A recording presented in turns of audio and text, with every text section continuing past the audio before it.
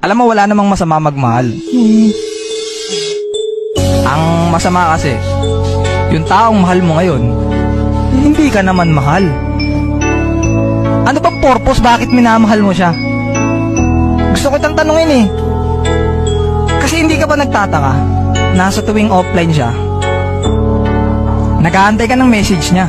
Samantalang ikaw, pag offline ka, hindi ka nga maisipang i-chat. Ibig sabihin, yung atensyon niya, wala naman talaga sa'yo. At alam mo kung bakit ka nasasaktan? Kasi iniisip mo, mahal ka rin niya. Ano, buhay ka ba?